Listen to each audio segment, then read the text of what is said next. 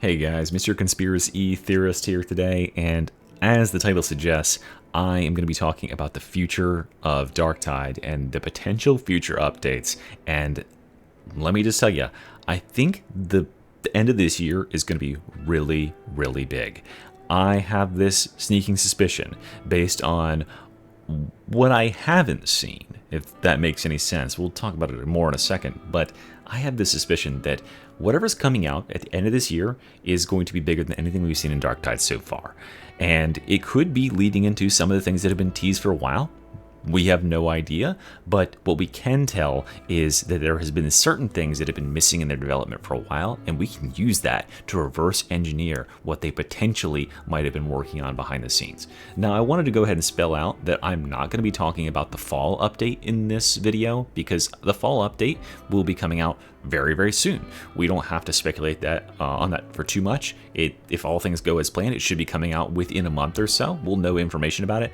But if they've been following their pattern they have been lately, I think the fall update will be what I would consider a minor update that includes like things like balance changes, maybe like changes to weapons. Maybe this will be the patch where like dueling sword has finally changed or whatever. Who knows? But a minor update without much content, right? So something akin to maybe like the Ogren rework, where we receive Mortis Trials, which is kind of like small peas, small potatoes content, and then we also had the Ogren rework itself, which was kind of more the meat of that update.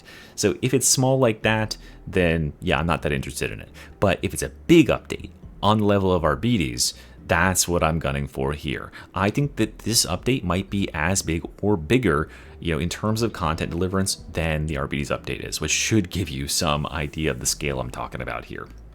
So before I get into this stuff, guys, if you are not yet subscribed to the channel and you like the sound of my voice and you like Darktide, well, fun fact, this is the only place you're going to hear the sound of my voice on YouTube, at least as the main host of the channel. And so yeah, you should definitely subscribe. Help me reach 40,000 subscribers before the end of the year. I would really appreciate you helping me get to Warhammer 40k.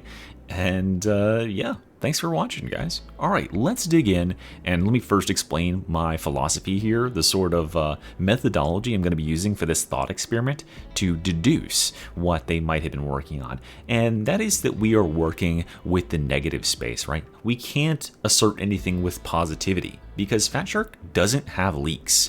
They are an incredibly secure and secretive company. They do not let things out of their grasp.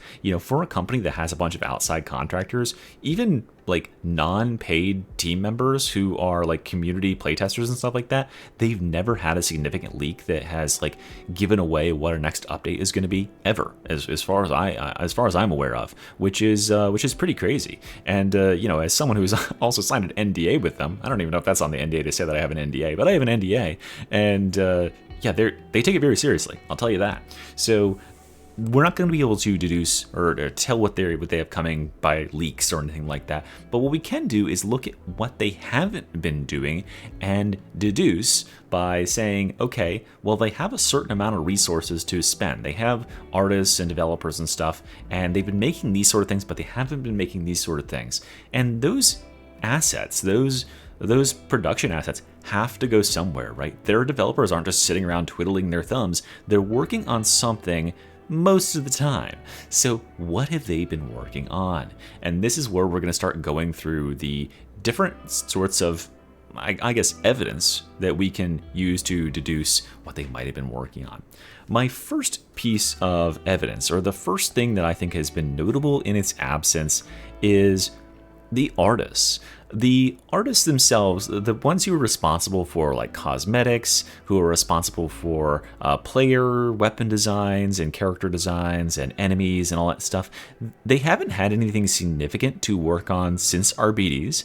And Arbites didn't have any cosmetics. So, if they had continued after Arbites launch with printing like another set of cosmetics like every week, and they had a ton of them backlogged, well, then I could very clearly tell you, oh, well, that's what obviously the artists have been working on. They've been printing nonstop Arbites cosmetics so they can make hundreds of thousands of dollars. Duh, makes sense.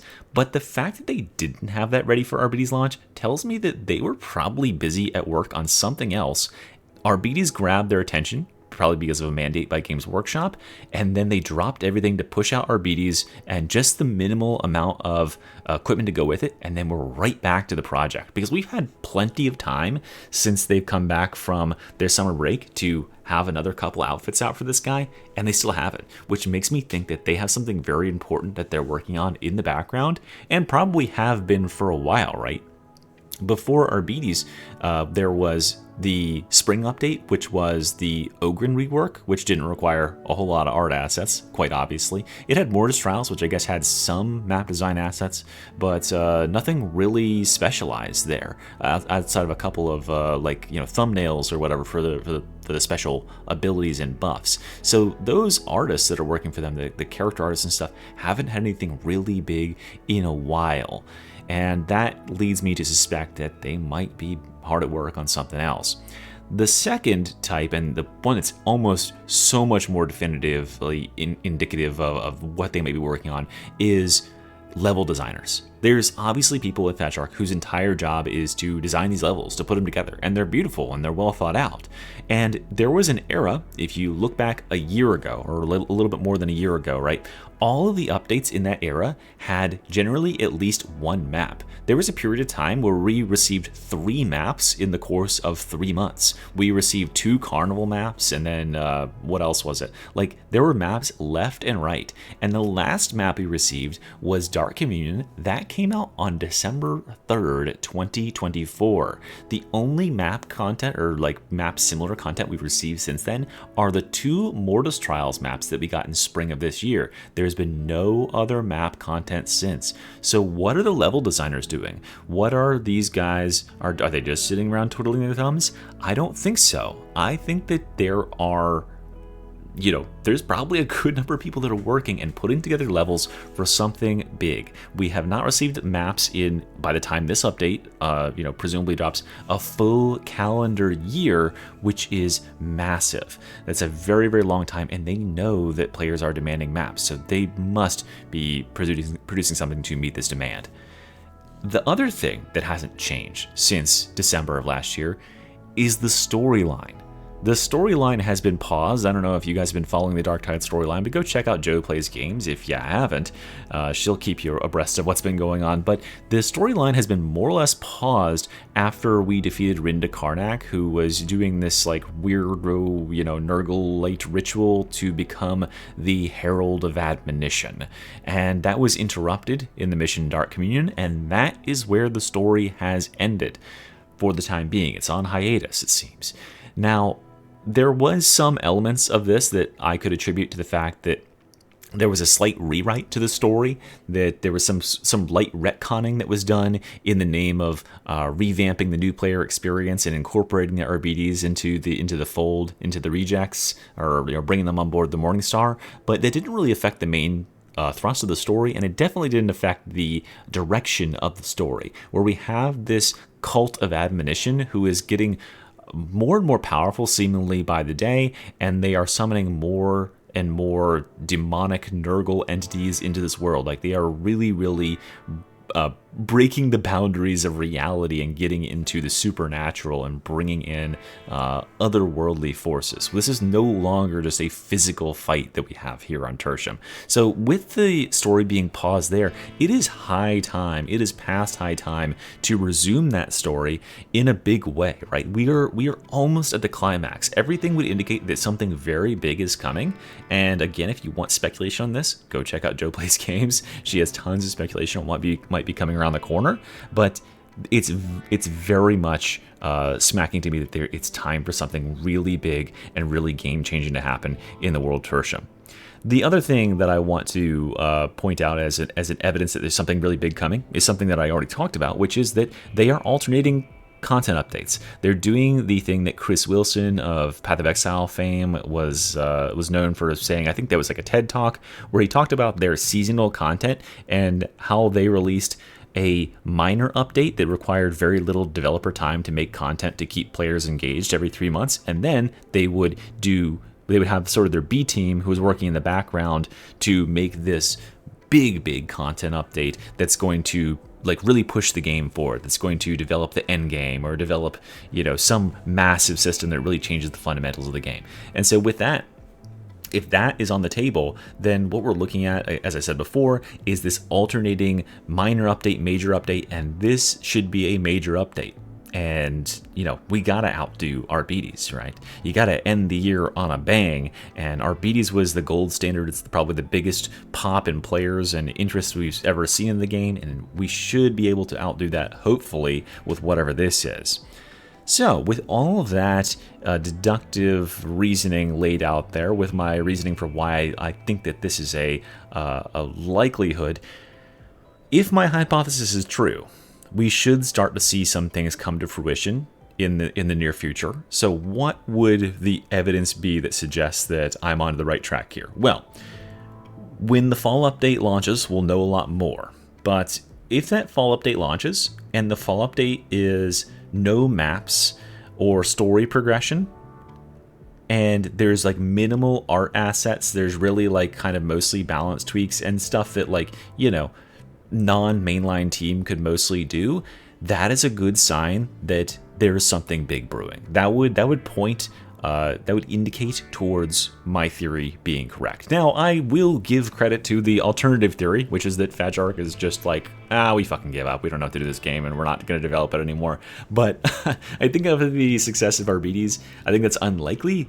I think that based on, what they've been teasing, I saw a comment from, I want to say it was one of the CMs on the Darktide forums like several months ago at the beginning of the year saying like, well, let's pin this comment. Someone was complaining about how little content Darktide received. Well, let's pin this comment, come back to it at the end of the year and see how you feel then.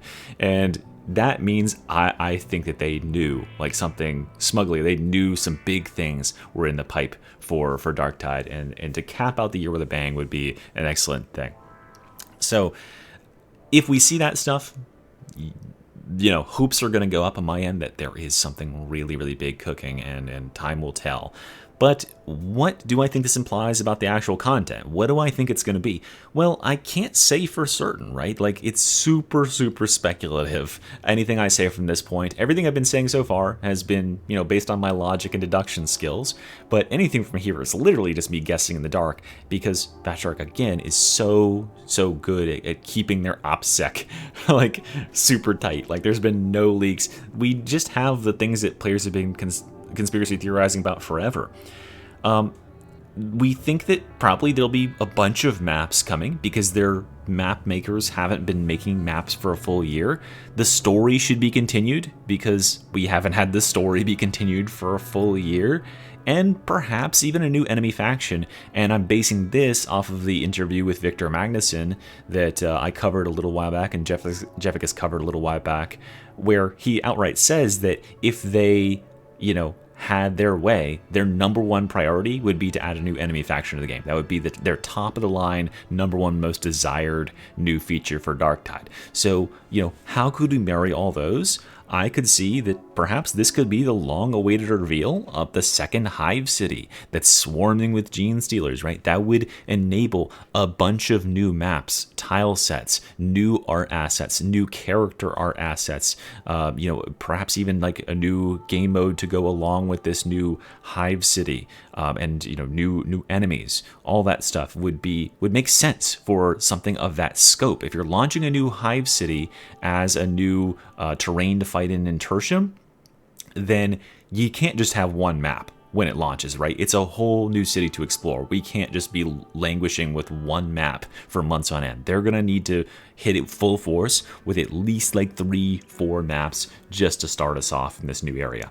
Or maybe we follow closer to the Cult of Admonition's storyline here, and we say, okay, well, this cult is getting out of control. They clearly had this ritual to, with the Herald of Admonition, Rinda Karnak, and all that stuff. She's swearing revenge. She's soaring off as a fucking green spirit in the sky like some sort of witch. Maybe they succeed in summoning demonic entities to Tertium, and our next enemy faction is instead demons, like Nurglite demons, and they start warping the sickness that's afflicting the people of Tertium into something like truly supernatural, and we start to see like more mutated and corrupted enemies than we've ever seen before, and maybe perhaps it even like corrupts the very like, you know, world itself, and we fight through more like infested and Nurgle corrupted terrains, ones that are truly affected by the warp. Who knows, right? Only time will tell truly, but what you can tell me is what you think. Post your theory, post your conspiracy theory, put your tinfoil hats on, go down in the comments and let me know what you think is coming for this big winter update. Do you think it's going to be big? Do you expect to be pleasantly surprised or dismayed? And what is it? What has Fat Shark been cooking, if anything? And if you are right, I will come back to this post in like mid-December and point out if you called it and be like, yo, this guy right here, fucking prophetic. All right, guys, thanks very much for watching. Thanks for watching this Yap Tide. I know you guys enjoy it, and I'll see you real soon. Bye-bye.